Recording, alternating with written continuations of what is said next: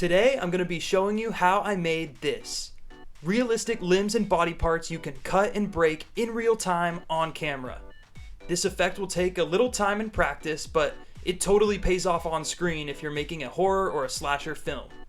In this video, I'll be building a leg for a pickup shot in my friend Max's horror short film. This is everything you'll need for the project. I'll go through the full list now and explain the details of each ingredient as we use it. I'll be using body double life casting silicone, plaster cloth rolls, gelatin, glycerin or corn syrup, fake bones, red dye, a skin colored dye, and lots of fake blood. The first step in making a fake body part will be making a cast of a real one. In this step, we'll be using body double life casting silicone and the plaster cloth. Start by mixing part A and part B of the casting silicone. Because we're casting an entire leg, I use the entire bottle, but for an arm you might only need half. Mix part A and B together until the silicone turns this color green. When working with silicone and gelatin, it's best to work pretty quickly, as this stuff sets pretty fast. Here, me and Max are covering the leg in silicone. When applying silicone to your subject, you want to make sure you get a thick layer all the way around, because when you take this mold off, you don't want it to stretch and rip. Once you've fully covered the body part you want to cast, it's time to start adding the plaster cloth. This is going to create a hard shell to hold your cast in. Soak the plaster in water and layer it over the silicone.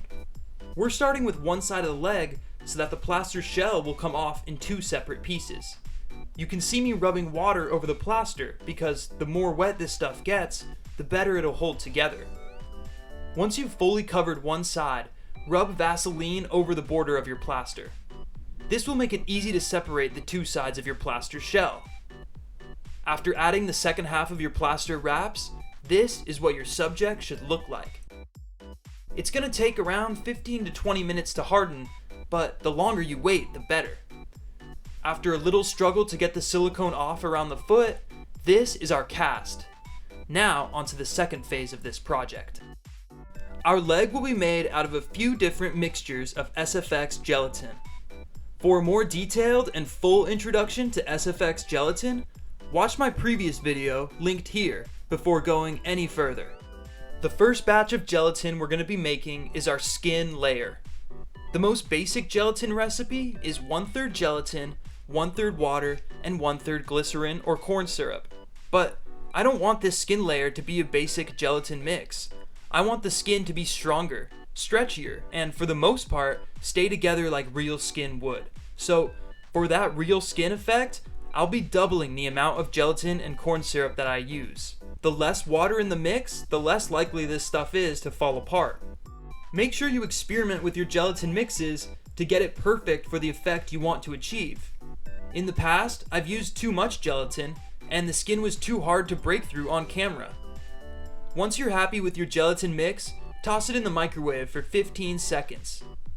Give the ingredients another mix and add your desired skin tone. Once the gelatin mix is smooth and the color you want, put it back in the microwave. This time, you want to go for 20 to 25 seconds to make the gelatin fully melted in preparation for pouring it into your cast. The reason you want this batch of gelatin to be fully melted is so that it's easier to pour into your cast and get a good skin layer all the way around. As Max pours the skin in, I'm turning the cast. One of the most difficult parts of this project is making sure you have a full coat of skin all the way around. With hot gelatin, it's much easier to move your cast around and manipulate the gelatin to make sure that you get full coverage. To make sure I got a good skin layer, I watched the skin gelatin the entire time it hardened, which only took a few minutes because this batch was more gelatin and corn syrup than water. Now we are preparing our second batch of gelatin, the bloody insides. For the insides of the leg, I want the gelatin to act almost opposite to our skin gelatin. It should fall apart easy in bloody chunks. So a big mistake would be to make this mix too thick and your leg becomes almost impossible to break. To achieve that, I doubled the amount of water in our gelatin mix. After a few trips to the microwave and a few good mixes, I added some color and we were ready to fill in our leg. In this shot, you can get a good look at how our skin layer looks. While filling the leg, this is your opportunity to add bones and whatever else you want to fall out of the leg when you break it. After the leg was completely full, we put the entire thing into the freezer to set. With a project this big, it took about 45 minutes. Here is the leg right out of the freezer. You can see the 2 distinct layers of gelatin and the bones that I added. If you've done everything correctly, it should be fairly easy to take the leg out of the cast. And here it is. I was really happy with how the skin turned out on this project. These gelatin limbs feel eerily real, and they have a certain water weight that actually feels like you're holding a body part. You can see how realistic this stuff works when I'm moving the bones around inside.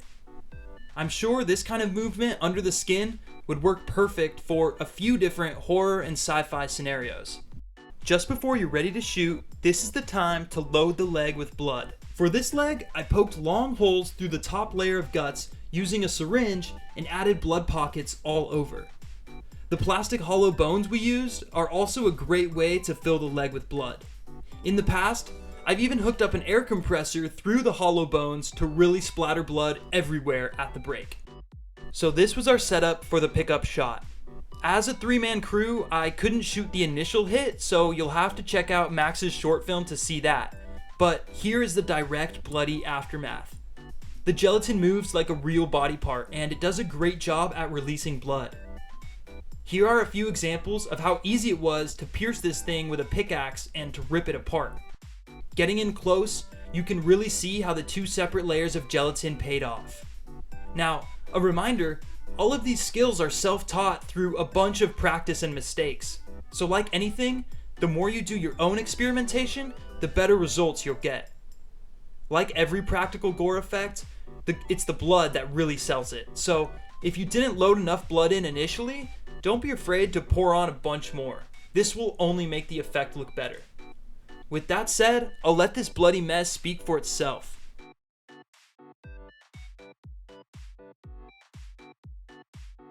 Thanks for watching this video, and if you enjoyed it, go check out my short films and subscribe for more DIY special effects tutorials just like this.